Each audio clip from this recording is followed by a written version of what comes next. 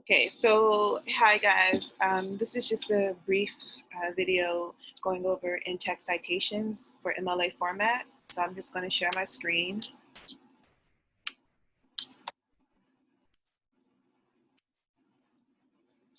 All right, so this is a cheat sheet. So in general, when we talk about MLA in text citations, anything that you quote from a source has to be cited.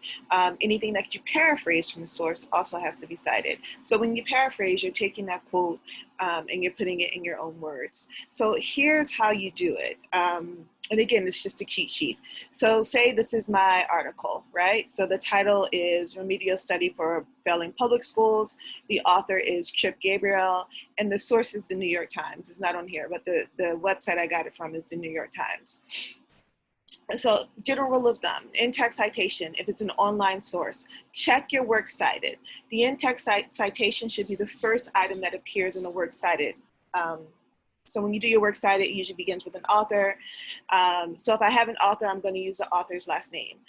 If I don't have an author, but I have a title of an article, I'm going to use the title of the article in quotation marks. If I don't have a title of an article, I'm going to use the title of the website. Generally, I tend to have at least one of those three things. And it's a process of elimination. So if you have the author, use the author's last name. If you don't have that, then you move on to the title.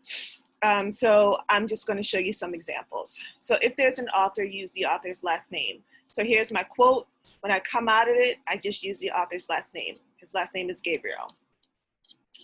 All right, if there's no author, use the title of the article. So the title of the article is super long here. It's Remedial Study for Failing Public Schools. When you do your in-text citation, you don't have to use the entire title. You can, you just use the first two words. Sometimes the first word is enough depending on what you're writing. Here I use the first two words. So here's my quote, and then here are the first two words of the title.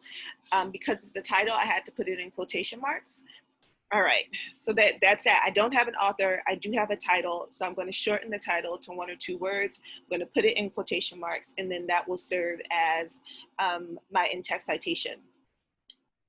If there is no title, and again, it's a process of elimination, right? So if there is no title, I'm just going to use the website. I got this from the New York Times. So here's my quote again. And then when I come out, the in-text citation will just say the New York Times, because all the detailed information I need about this article will be on my works cited page.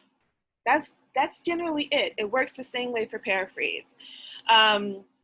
So again, a paraphrase is anytime you put a text in your own words, it is a paraphrase. You have to cite it because even though it's in your own words, it's not your ideas. And so you're stealing if you don't cite it. It's plagiarism, you're cheating. So you follow the same process. So here I pulled from a student paper from a previous class of mine. So if there's an author, use the author's last name. So here she has a clear author. However, Johnson also states, I wanted to show you how she uses a quote and a paraphrase back to back. So here's her quote. Women in contrast are assumed and expected to be, and here when she comes out, she cites it. And then she explains it. Here's her paraphrase. Women are now starting to find their voice and take control. For example, women like Indira Gandhi are not seen as submissive and have secure positions of power that are mainly dominated by men. This is not her. She's telling me what the text says, and she can, that's fine. She can put it in her own words and sum it up. But she just wants to make sure that when she's done, and this is a paraphrase, that she just has the author's last name, right? So a paraphrase, Johnson. That's perfectly fine. I'm going to move on. So that's assuming that we have an author. So if there is no author, use the title of the article. So say the title of the article was something like Patriarchy in India, right? However, the article also states, right, there's no author. And so when she comes out of the quote, she's going to do the title shortened, Patriarchy, in quotation marks. Same thing, when she uses the paraphrase, and here's the start of that paraphrase, women are now starting to find their voice and take control. For example, women like Indira Gandhi are not seen as submissive and have secure positions of power that are mainly dominated by men. She's going to do the same thing. So it's going to be either the first word or the first two words of the title in quotation marks to show that it is in fact the title of an article framed by parentheses. And this will serve as my in-text citation. If I don't have an author, again, I move on to the title. If I don't have, if I have neither an author or a title, I just move on to the website. So if there's no title, use the website name. And so same thing. So I'm just going to frame it by my in-text citation is going to be the New York Times for the quote and the paraphrase, the New York Times. That's pretty much it. So it's always a process of elimination. If you have the author, use the author's last name. If you don't have the author's if there's no author, move on to the title of the article, shorten it to 1 or 2 words, put it in quotation marks so that it's clear that it's the title of the article. If you don't have that, you move on to the website. And the website is generally, if you look here, it's just the New York Times. You do not, and you should not put the whole URL. I do not need dates. I don't need any of that. I just need where it's from. But again, it's a process of elimination. All right, so I want to spend a little bit of time talking about summary because I also had questions about, okay, so summary is clearly not me. I'm clearly putting things in my own words. Does that need to be cited as well?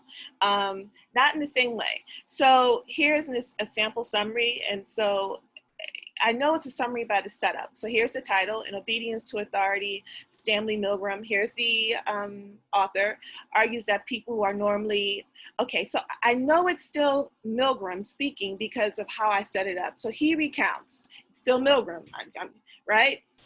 And then Milgram concludes, it's still Milgram. So here's my, and here's the works cited for that. So here's what I would suggest. As a reader, I know that this is a summary, but it's because it's clearly introduced, right? That's a really great thing about always following that summary structure and summary model.